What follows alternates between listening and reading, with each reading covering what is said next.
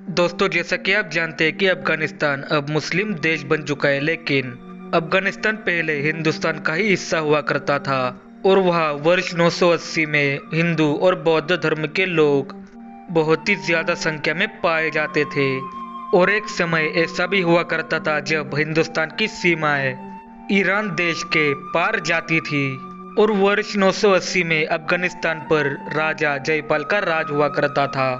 और जयपाल एक हिंदू राजा थे, लेकिन मुस्लिम आक्रांताओं ने उन पर हमला करके उन्हें उन्हीं के राज्य से बाहर निकाल दिया।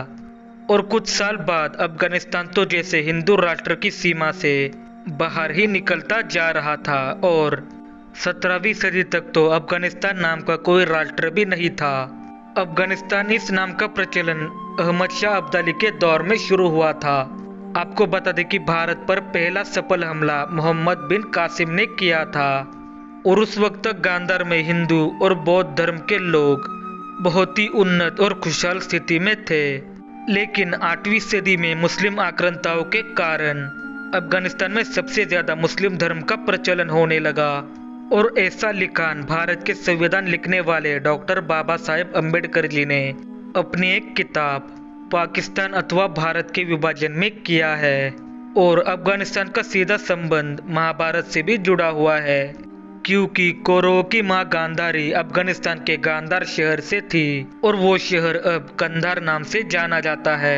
और गांधारी गांधार देश के सुबल राजा की कन्या थी। और वाल्मीकि रामायण के उत्तर कांड में भी गांधार का गंधर्व नाम से भी उल्लेख किया गया है। आपको बता दें कि अफगानिस्तान के पठानों को पहले पख्तून या पख्ता कहा जाता था। और अंग्रेज शासन के समय में जिन पिंडारी लोगों ने उनके खिलाफ जंग छेड़ दी थी, वो कोई और नहीं बल्कि पठान और जाटी थे। और यहाँ के बमियान शहर में तो भगवान बुद्ध की बहुत ही बड़ी और विशाल मूर्तियां भी बनाई गई थी। और इन मूर्तियों में से एक तो इस दुनिया की सबसे बड़ी मूर्ति हुआ करती थी। लेकिन साल 2001 में कुछ कट्टरपंथी लोगों ने, जो कि आईसिस नाम के आतंकवादी संगठन से जुड़े हुए थे, उन्होंने इस बड़ी विशालकाय मूर्ति को तोड़ दिया।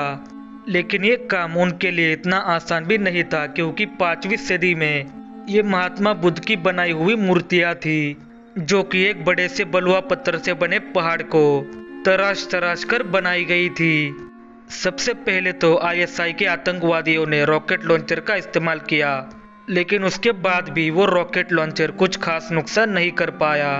उसके बाद मूर्ति में मौजूद छोटे छोटे गड्ढों में बारूद भरकर मूर्ति के टुकड़े करने की कोशिश की गई, लेकिन उसके बाद भी मूर्ति को कुछ नहीं हुआ, सिर्फ उसकी टांगे ही नष्ट हो गई थी। फिर बाद में हर रोज इस मूर्ति के सुराखों में बारूद भरकर बड़े बड़े विस्फोट किए जाते थे, ताकि ये मूर्ति धीरे धीरे करके नष्ट हो सके। और उन्हें इस पूरी मूर्ति को तोड़ने में 25 दिन लगे, और तब जाकर ये लोग पूरी मूर्ति को तोड़ सके। और इन मूर्तियों को गिराने की ये सिर्फ पहली ही कोशिश नहीं थी, बल्कि इससे भी पहले कई सारे आक्रमणकारियों ने इन मूर्तियों को गिराने की कोशिश की थी। 1221 में चंगेज खान ने पहली कोशिश की थी। उसके बाद औरंगजेब, 18वीं सदी में अहमद शाह अब्दाली ने, और इसके साथ ही कई सारे मुस्लिम राजाओं ने इन विशालकाय मूर्तियों को तोड़ने का प्रयास किया था, लेकिन उनमें से किसी को भी सफलता नहीं मिली थी। और इसी तरह वहाँ की म्यूजियम में रखी हुई हिंदू मूर्तियाँ और बौद्ध धर्म से जुड़ी मूर्तियाँ तोड़ी जाने लगी। और इसमें वो काफी हद तक सफल भी रहे थे। लेकिन अफगानिस्तान के बौद्ध और हिंदू धर्म से जुड़े सबूत अभी भी अफगानिस्तान के काबुल में म्यूजियम में रखे हुए हैं। तो दोस्तों, ये था हमारे भारतवर्ष के इतिहास का छोटा सा हिस्सा, जो कि अफगानिस्तान का जिक्र किए बिना बिल्कुल अधूरा है।